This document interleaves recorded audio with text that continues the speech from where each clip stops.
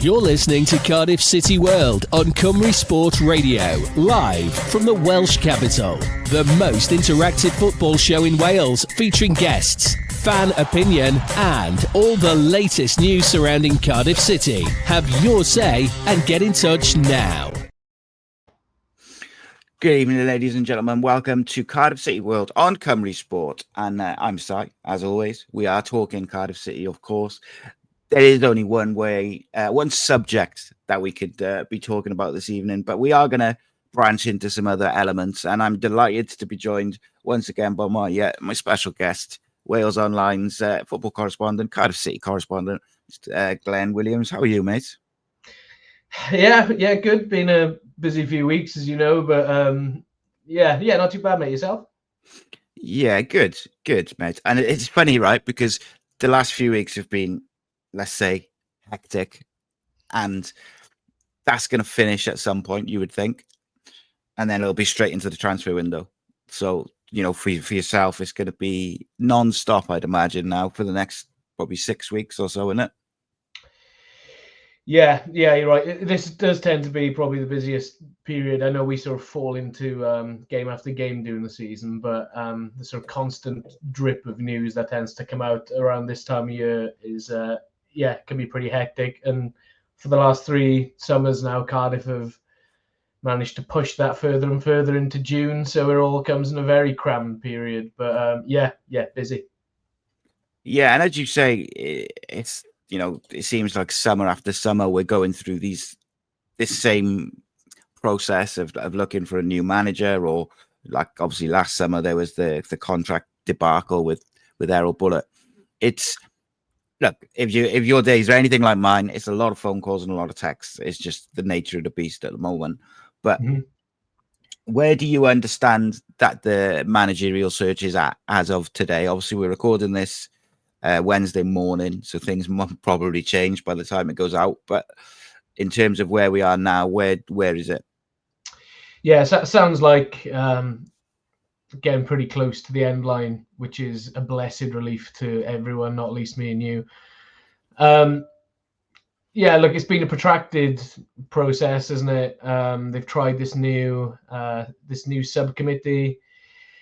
The noises at the start of that were that it all worked really well and people were really happy with how that went, which I thought was really positive. So about 12 days ago, I think it is now, I was told that a short list of 2, potentially 3 people had been put forward to Vincent Tan for him to make his decision, and that they were confident that it was going to be done by the end of May, which, you know, is reasonable. He had 6 days to make his decision by the end of May, and where are we now? 4th of June, and still no white smoke, as it were. So where it is now, obviously nothing definitive. I think this is the 9th manager appointment of my tenure covering the club, and it's by far been the most confusing, strange appointment of my time here, I think. The amount of, you know, conflicting information, how the narrative has shifted so rapidly in the matter of hours and days has really confused me. What I will say is, if it was to be just a plug-in and play free agent, experienced manager, it would have been done by now, which leads me to believe that there's more to this. I've been told on more than one occasion there's lots of moving parts. I've heard that phrase a lot the last week or 2. So for that to be the case, you'd have to think there's more layers to it. So immediately when I hear that, I think Nathan Jones and Aaron Ramsey both spring to mind.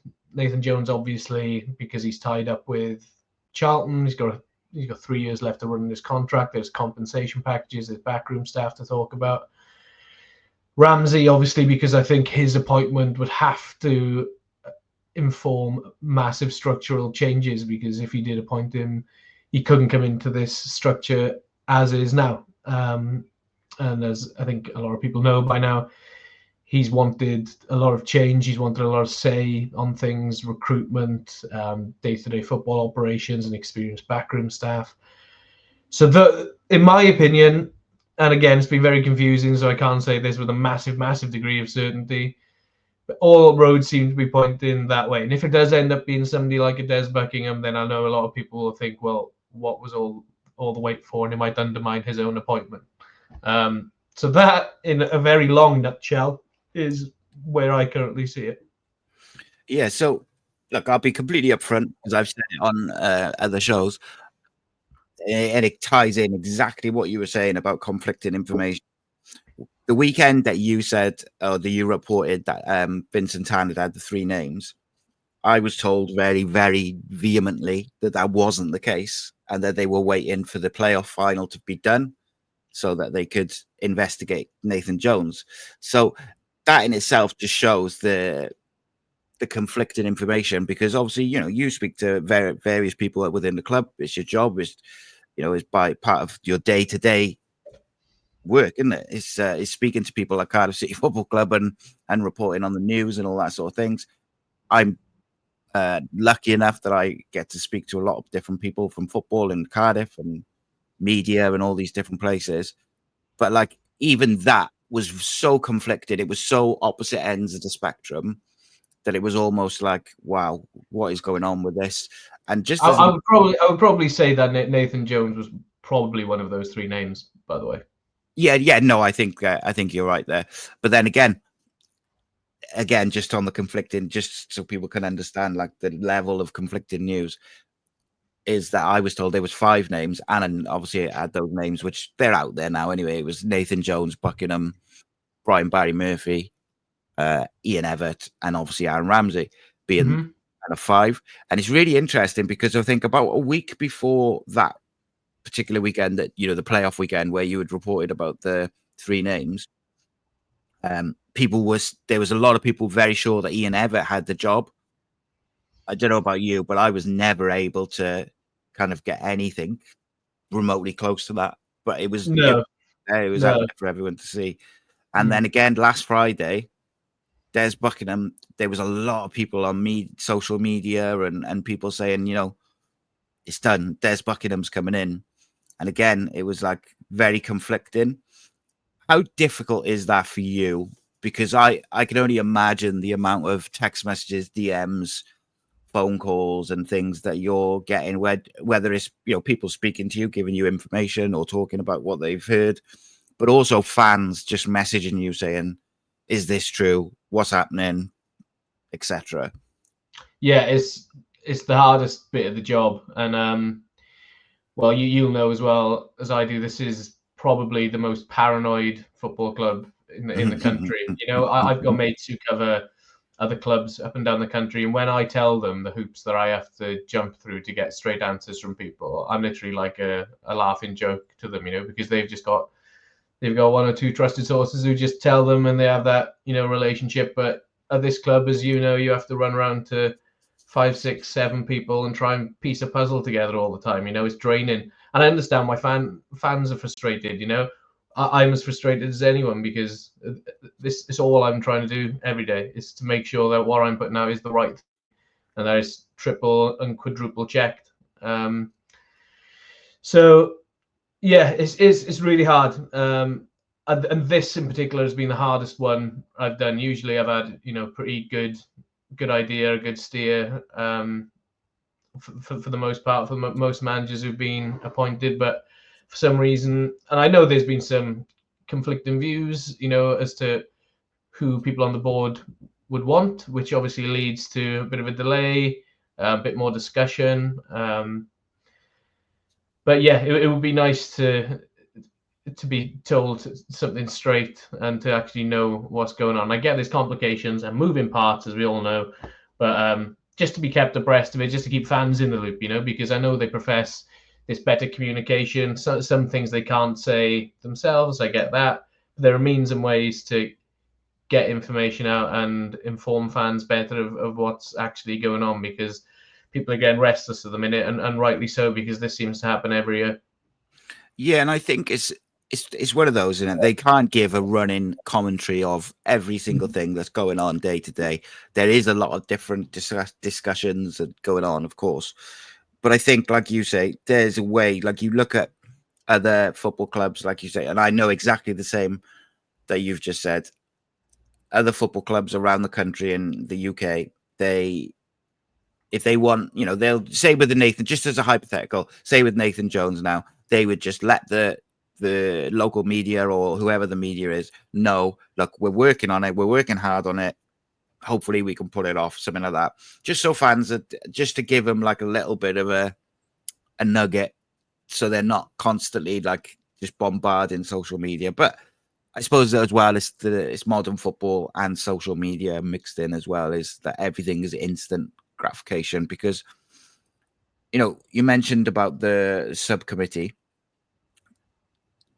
What do you make of this process? Because, like, if I give you my opinion of it first, I think in one way it's a real positive step that they're trying, or certainly it looks like the board want to implement some sort of footballing structure, or they want to get some football voices running the football side. Obviously, we all know of the complication with that Vincent Tan and the history that goes with that. We all understand that. And it felt like this was an attempt to maybe start that process, albeit much slower than perhaps, fans would want. If we end up with Aaron Ramsey as the manager, with with the experienced coaches and a director of football or a sporting director, whatever, do you think? Because I know I can almost foresee what people will say. Well, what was the point in this whole process if we are just going to appoint Aaron? However, my opinion is that if you had just appointed Aaron, a few days after the season and then implemented the structure, people would have complained that you didn't go and have a look what was out there, and you didn't interview people, and you didn't look at it.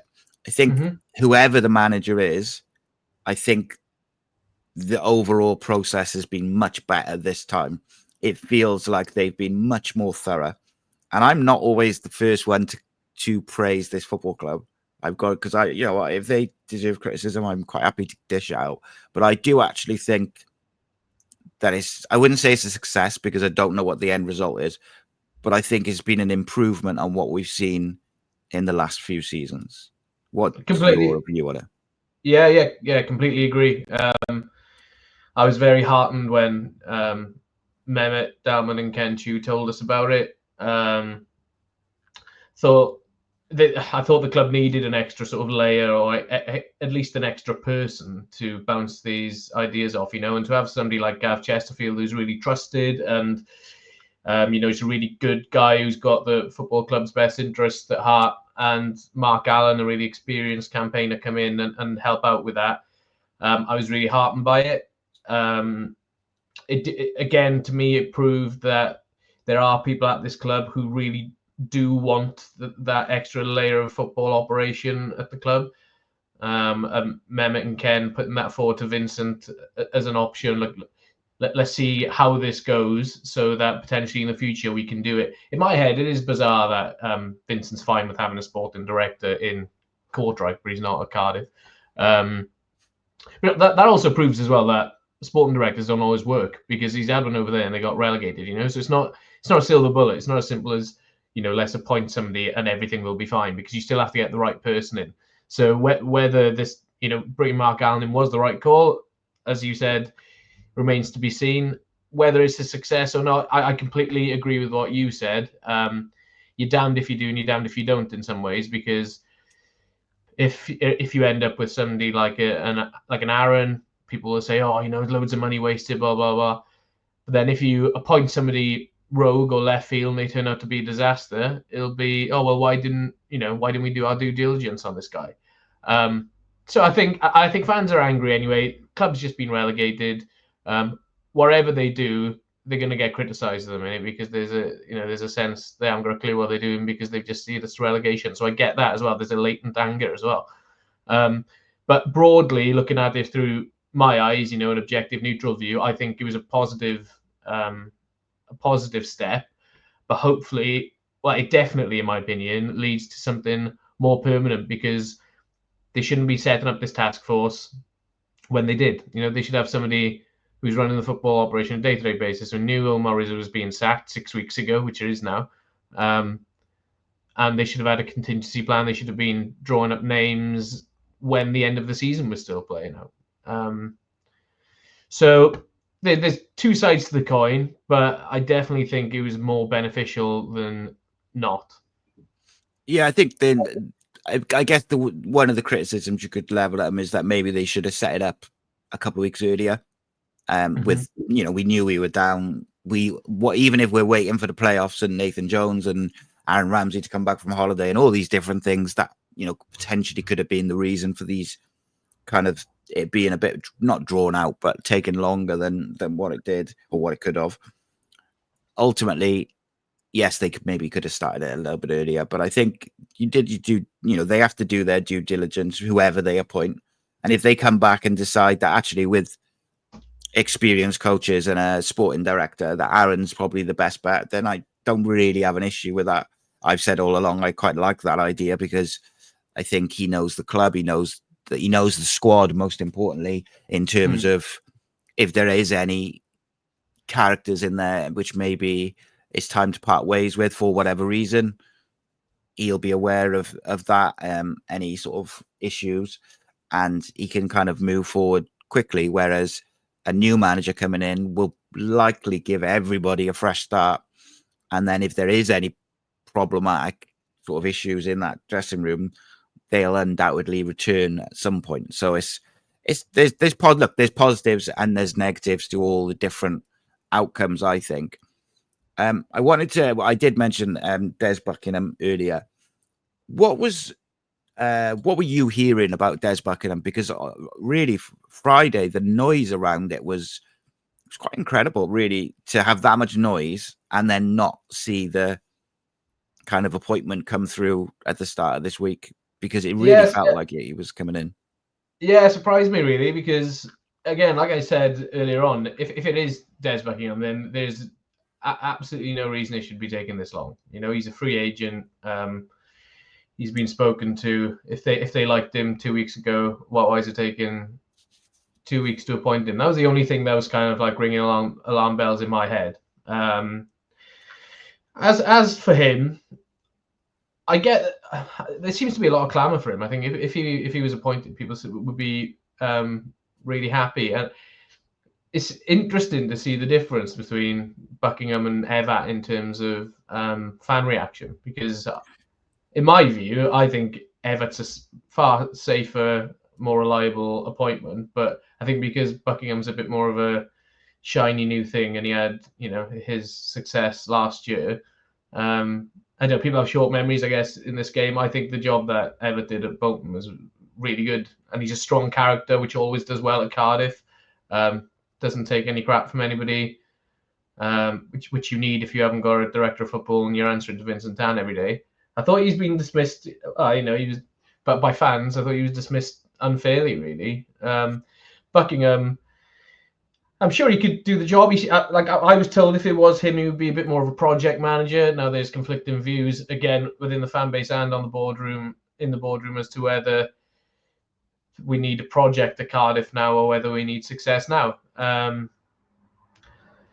There's an argument that this presents a great opportunity for a project because, people call this a reset, don't they, when teams get relegated. And if you're going to completely do a root and branch review and start things from scratch, now is the time to do it. So I get that argument. So yeah, I can't profess to know Des Buckingham or the way he plays too well, but I know I think he did an okay job when they were speaking to him, and I think he would do an okay job at Cardiff. I'm sure he would, but yeah, surprised. Yeah, like you said, the sort of snowball effect it had on the weekend. But it's one of those things, though, isn't it? Like people see his name, and then 50 fan accounts go, "Welcome Buckingham, welcome Buckingham." All these graphics pop up, and you're like, I've only gone out for a run. What's happened here in the last hour and a half? So yeah, it's just nature of the beast at the minute. And it's even worse now when you're trying to stand up one lot of information, and then literally 12 hours later, a new name is all over social media, and you're like, well, hang on, I spent all day yesterday trying to find out if it was this guy. Yeah. It's really, really tricky. And like my personal opinion is, like with Evatt, I think I can only speak for me ultimately, and my big sort of issue is I feel like, because I agree with you, I think Everett ticks a lot of boxes in terms of not just what we need, but also what has worked historically well at Cardiff. Yeah. But every single person I've spoken to in football and media and people who've worked with him and Bolton fans, none of them have got a good word to say about him. So having done a bit of research on the way he plays and the way he is, my feeling was, and I think I actually might have titled the show this, or I said it in a show, was I kind of feel like if he was to come in, he'd either burn the place to the ground and we'd end up getting relegated again, or we'd go up as champions and really excel. But I don't think there's like a bit in the middle sort of thing. Yeah. And part of me does think maybe that this dressing room needs someone like that to come in and just change the culture a little bit, because I did think that last year a big part of the problem was the inconsistency and the kind of attitude at certain points. I still stand by that squad was never a squad as a whole. Look, there's obvious issues and it's unbalanced in areas, but from a pure quality point of view, they should never have got relegated. No. And I think that still irks fans in itself. So maybe they do need that type of manager. Des Buckingham, I think, plays good football, got a really good reputation, speaks very well on in media and things like this. He's been around the world as well in terms of his coaching experience. He's New Zealand and India, and he's quite, even though he's inexperienced as a manager, I guess, just the Oxford job really, and they're 21s. But apart from that, he has done a bit of coaching around the world. But like you say, it's those the shiny new toy in it, like these progressive managers playing good football, etc. And I guess on that, that's like a natural link, I guess, into another name which was quite highly mentioned and then has gone quite in, Brian Barry Murphy, someone who I was very excited about. And I actually said, I think it was last summer, that I said that the Cardiff City Football Club should get him in a role. I just said any role, because I feel his reputation is phenomenal, and I thought he'd be a great fit actually for a sporting director or a technical director to oversee the kind of football side of things and maybe link up all the academy and work with Gav Chesterfield. But he came in, he did an impressive interview, is the word, and it looked for a while like he might be the front runner, and then I haven't heard much about him in recent days. What's the latest on that, and what were you hearing regarding him? Yeah. His situation is sort of symptomatic of the whole thing. Like you, I hear that he gave a really good interview, spoke really well, had vehement backers on the board, people who really liked him, which at one point made me think, it could very much be this guy. Like, people are speaking so highly of him at that stage. I know he's just been on holiday, so I'm not sure if that has delayed things. But yeah, like you, you'll be another one like the sort of Ramseys and the Buckinghams. That will be a project, which if you buy into that sort of appointment, then I think arguably might be the best one. Because I think he's another one like Ramsey who would demand a director of football above him. Bring in a good coaching staff, a good philosophy with the youngsters, which is, the board and people at the club are so excited about these youngsters. I think they've shown some potential, these youngsters. I don't think they're anywhere near as good as some people are making out, but I think there are some very, very good ones. I mean, if anyone's going to get the most out of them, it's going to be somebody like a Brian Barry Murphy. Also tallies up with these complications and moving parts potentially, because he's still employed by Leicester. How long for, we don't know, because Van Nistelrooy's tenure there seems to be dangling by a thread every day. So that again might play into these complications. But yeah, like you said, about a week ago it was all the talk, and now we're a week later.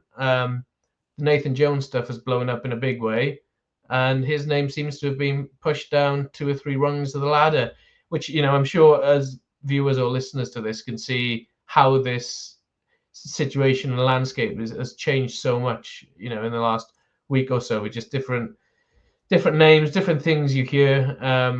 It's just all baffling. It is indeed.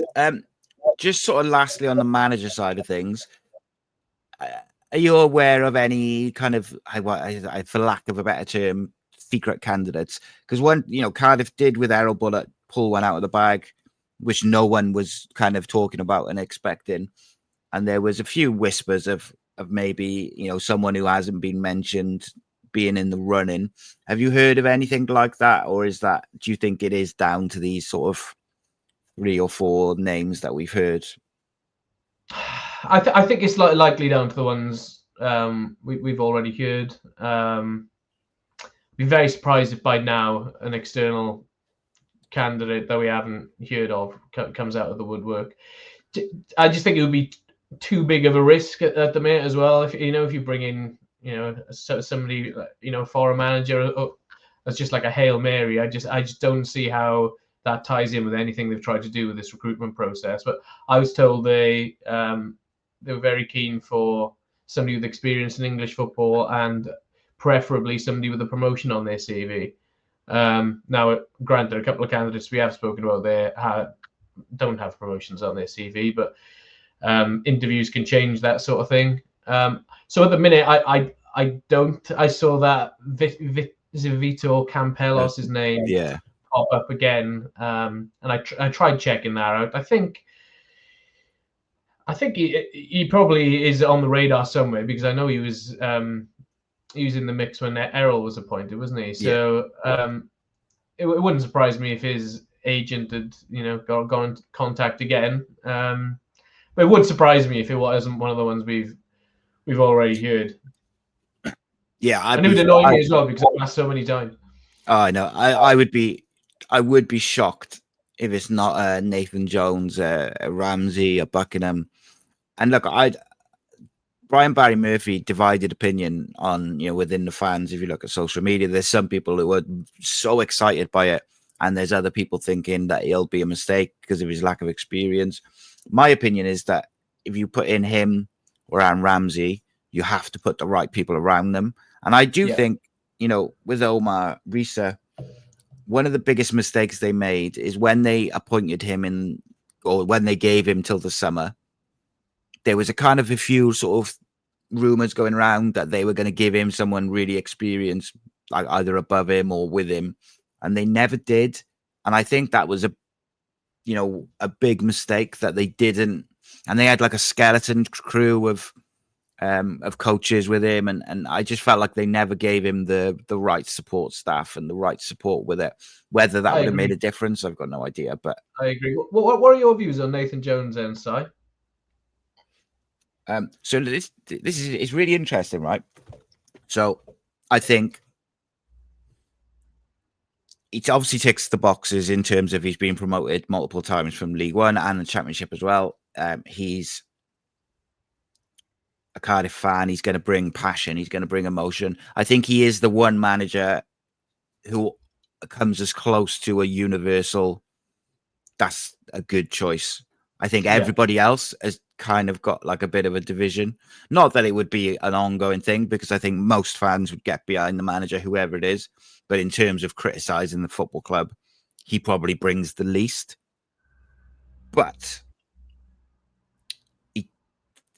for a fan base that was very critical of Errol Bullock's style of football, Nathan Jones doesn't play really, really exciting, expansive football. He is, he's almost like a younger version of Neil Warnock in a lot of ways.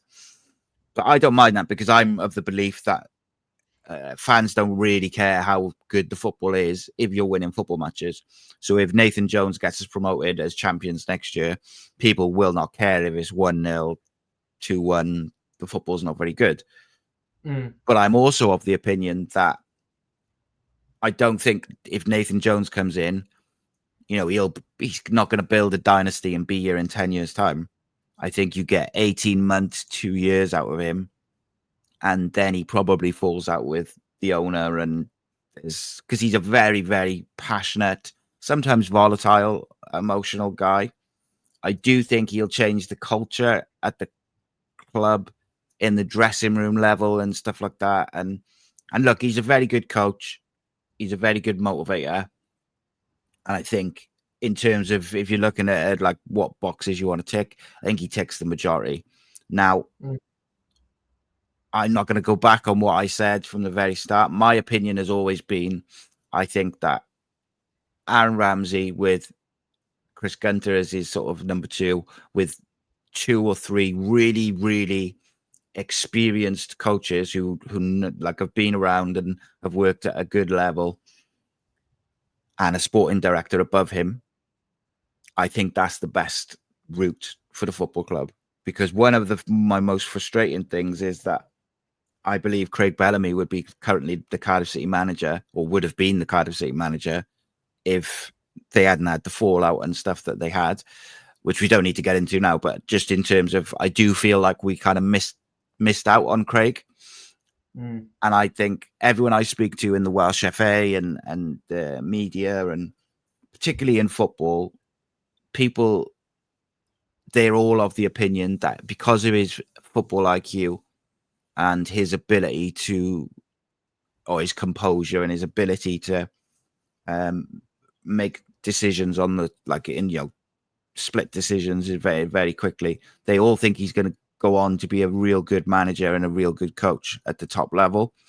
And it would be nice for Cardiff to get ahead of the curve for once and actually do that. But I also understand people's concern with experience, which is why I say, you know, you got to put the right people in with him.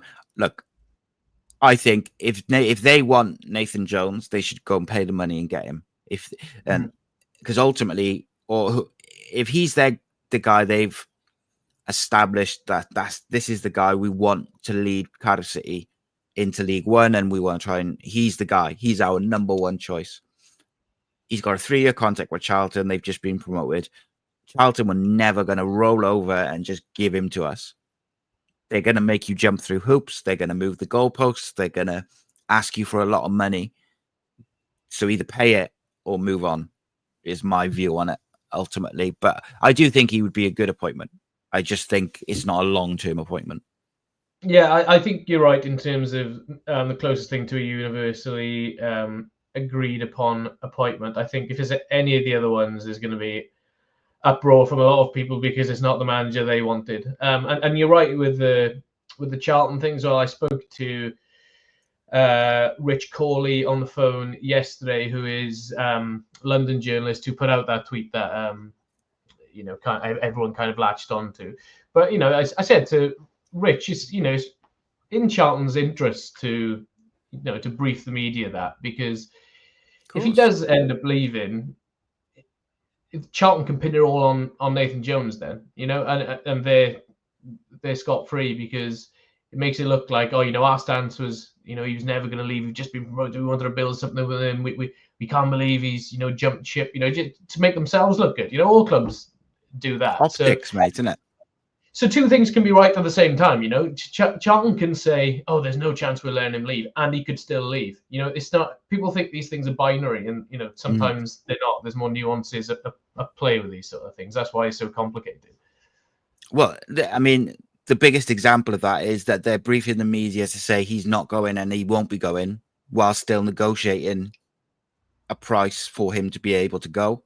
So, you know, it is what it is. Like, ultimately, if I was Charlton, I would be doing exactly the same, because they want to be able to, if Nathan Jones goes to Cardiff City, they want to be able to say to their fans, look, we got every single penny that we could out of Cardiff City. We also did everything we could to keep Nathan Jones.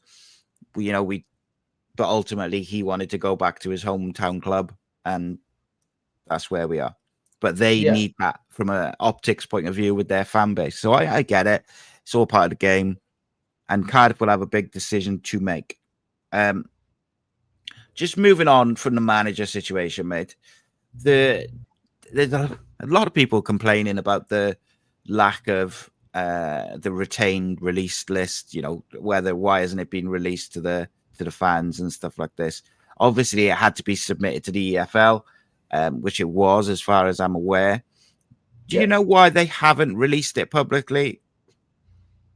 Well, they don't have to. They're not mandated to release it publicly yet. I think it's because. So, how many players are out of contract? Is it 8 players? I think it was 8. When it's 7, it might have been 7 because Kanga left. Yeah, 7. I think it'll be no. I don't know this for a fact, but it'll be no surprise when it comes out that all the players will be released, except for probably Joe Rawls and Andy Rinomhota, who will be in discussions or whatever. Or they'll word it something similar to that, because I know. I think, Joe Rawls, if they were in the Championship, I think it would be a far more difficult conversation. I think in League One, he still sort of warrants his. I love Joe, but I think from a footballing perspective, in League One, he probably still warrants his place within the squad and certainly within the dressing room. And Andy Rinomhota is probably the only one from the rest of the players who, I feared the club would be keen to keep on. Whether Rinomhota would want to or not remains to be seen, because he could probably do a job in the Championship, and the club are probably waiting for a new manager to come in and decide on whether they want to keep Andy Rinomhota, which will probably be yes, but whether Rinomhota buys into the new manager. So yeah, the short answer is that they don't have to release it yet. Again, it plays into this sort of narrative of paranoia and lack of communication. Well, it's just another stick to beat the club with, isn't it? So they don't help themselves. But it's a knock-on effect. Appointing a manager is the most important appointment in the club, and every decision thereafter is determined by the manager. So that's the short answer, to be honest, mate. Yeah, it's a difficult one, isn't it? Because ultimately, I think the majority are going to get released. I had some conflicted information with regards to Rinomhota in terms of that. I had heard that he had turned it down for sort of personal reasons, which I fully understand. Obviously, the guy's had a very traumatic year, and you wouldn't begrudge him if he wanted to, go for a fresh start or go closer to family or whatever. But then someone else told me he had signed a new deal. So it's like that conflicting thing. So I haven't really, talked about it too much. I agree with you. I think he's the only one outside of Ramsey and Rawls. I think their situations are obviously a bit more complex, because I think Joe Rawls, but I think Joe Rawls, they'll want to keep around in some form, regardless. Whether if Ramsey's there, he might end up as a player coach or something like that. Who knows? You just don't know how it'll pan out. And again, Ramsey, you just don't know what's going to happen with the man. They have to sort the managerial side out first, don't they? I suppose with Aaron. Well, in my view, Aaron Ramsey doesn't stay at Cardiff as simply a League One player. That I think he's either manager / player manager / player coach or whatever. He has to have an elevated role, just I think in his own head, so he can validate the fact that he's playing in League One. Otherwise, he could go anywhere. He's got friends all around the world. I'm sure he could go and play football with. I think if he stays on, there has to be a capacity for him to at least continue his coaching journey or managerial journey, for him to sort of square it in his own head. Yeah, no, I tend to agree with that. I think with regards to outgoings, do you know of any interest in any of the players, or if anyone's indicated that they want to leave? Well, when I spoke to Mehmet Dalman for a fortnight ago, he was very very adamant that a core group of senior players had already sort of pledged their commitment to the club, and they seem very happy about that. But that being said, there are going to be players who leave. They said the squad is too big. They want free up room to bring through some of the young kids. There are going to be players who believe they're too good for League One and want to play in the Championship. But as of right now, as with everything, I'm sure they're just waiting for a new manager to come in to sanction these exits. Everything's predicated on this manager coming in, because if he comes in and there's a bid for Perry NG and he says, no, he's not going under any circumstances, I'm going to build my team around him, then he's not going to leave. There is going to be interest. There has been interest in some of the players because some of them are very good players and they should be in the Championship. But I don't think that's going to be greenlit until manager's appointed.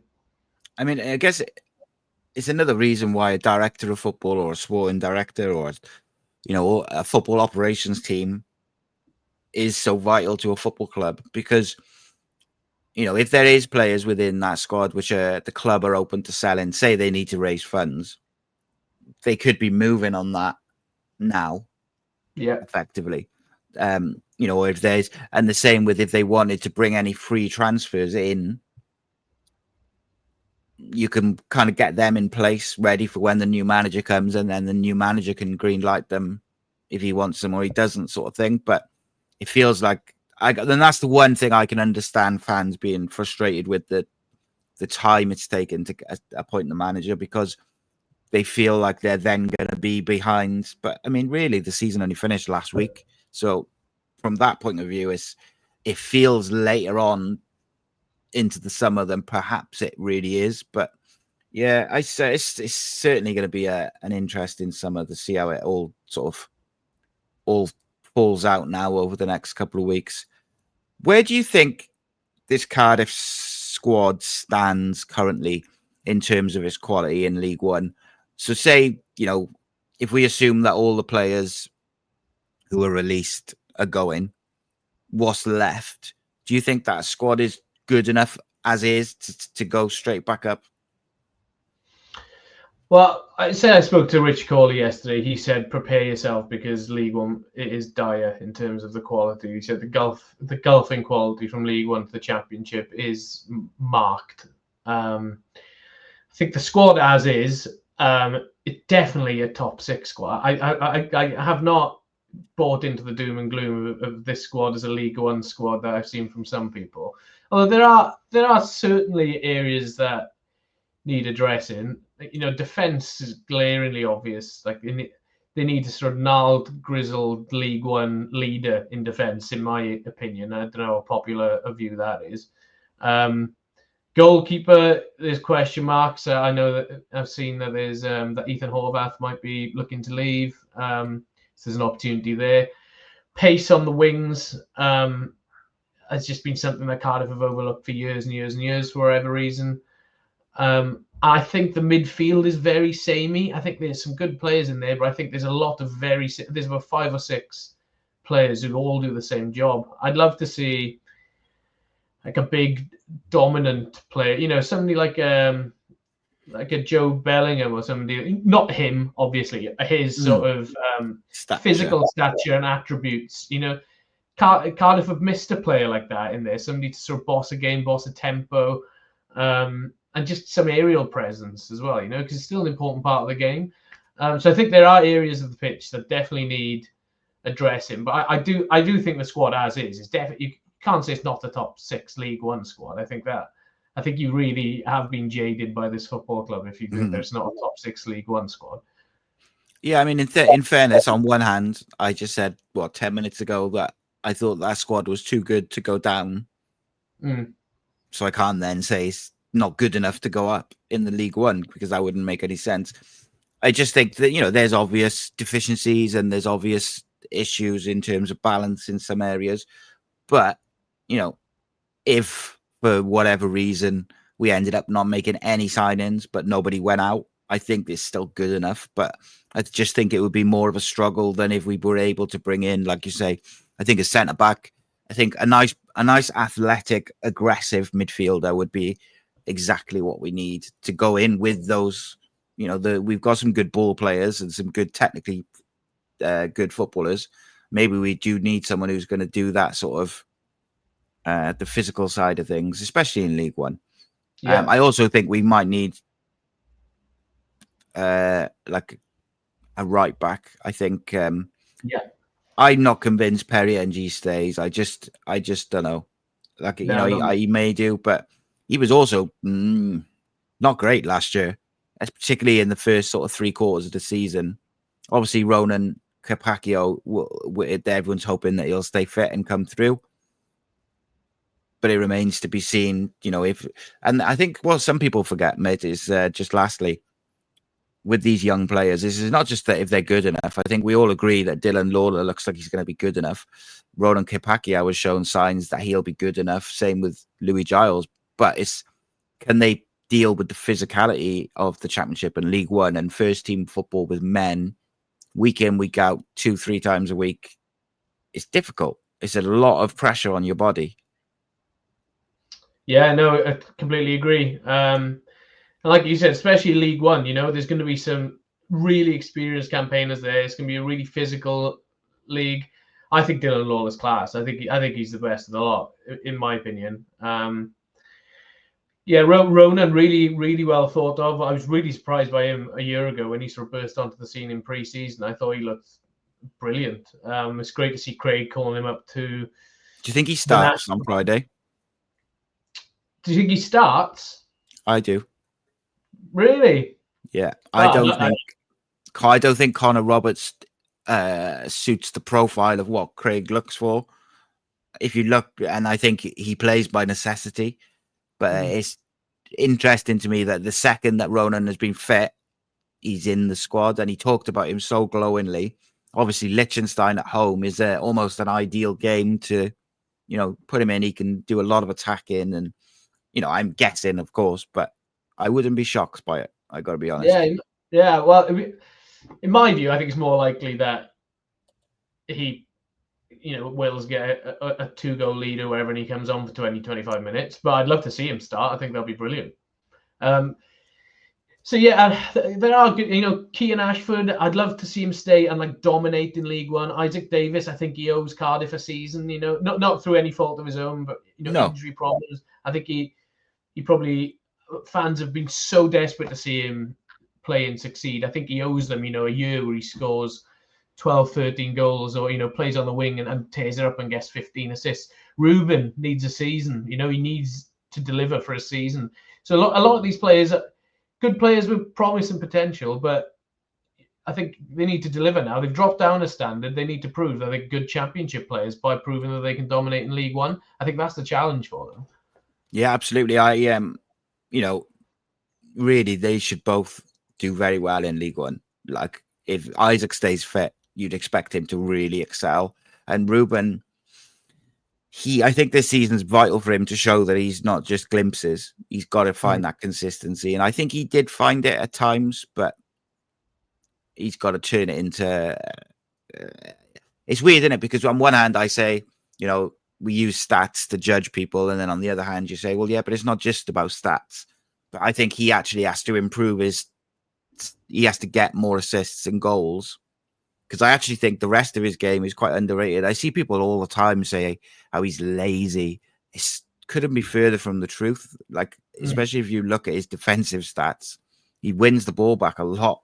But yeah, it is. Well, I actually have a radical view that he should be playing deeper. I think he could play an 8 role. Because I think, like you, I don't think he's good enough within 20 yards of the opposition goal. I think his shooting his shooting seems to have gone backwards. He misses the target by miles sometimes. He doesn't get enough assists for the quality of player that he is. What he is great at is taking the ball on the half turn and turning defense into attack. His dribbling to mount attacks is unrivaled within the squad. I think if he plays deeper, further away from goal, people who can actually damage the goal should be further closer to the goal, and he mounts it. I think Cardiff are a far more attacking team if he plays deeper, and he turns. Usually, you'll get so a lot of them are the same sort of player in my opinion. Your Turnbulls, your Robertsons, even your Wintles when he comes back, Joel Colwill, Eli King. I think they're all very similar, different abilities, of course, but very similar. I don't think anyone could do what Ruben could do if he played deeper and receive the ball from the centre backs, spin a midfielder, and then all of a sudden he's got 5 or 6 Cardiff players in front of him. When he receives the ball, when he's got 1 or 2 players around him, I think he makes the wrong decision too much. I think he'd be better deeper. Again, I'm expecting people to vehemently disagree with me on that, but I think it's better for all, and it addresses that height and physicality problem in the middle of the pitch. I think he should bulk out and be a physical Joe Bellingham type presence. for Cardiff. I do, but he's a massive guy as well, and I think people sometimes don't realise quite how big he is. He's like really tall guy, but interestingly, that's also Craig Bellamy's, or certainly the Wales camp's view, is that long term Ruben will be, an 8, maybe even a 6. I think he's an 8 myself, but I agree with you. His best game of the season was against Villa when he played alongside Ramsey in a midfield. Like on paper, that looks far too attacking, doesn't it, as a 2 to play against Villa at Villa? But they both did very well. I think that's his future. I think if you played him in League One there for a season, I think he would tear it up. I think if you keep playing him higher up, people are going to get more and more frustrated with him that he's not scoring 15 goals a season. But I just don't think he's that sort of player. I think he's a dribbler. He's somebody who can up a tempo of a game from midfield. I personally would play him there. So Glenn, I've got to go because I've got to go and have a haircut. But I want to put you on the spot one last time. I'm going to ask you 2 questions. Just give me your, it's just your opinion at the end of the day. But who do you think will be the next Cardiff City manager? It's the $1 million question, that, isn't it? Yeah. I can't shake. I said this in a tweet the other day. I can't shake the fact that I think it's Aaron Ramsey. But if they stump up the cash, I think it's probably Nathan Jones. They're the 2 that I'm stuck on. Okay. And lastly, do you think Cardiff get promoted this year? Yes. There we go. Excellent day. Thank you very much for your time, mate. It's always a pleasure.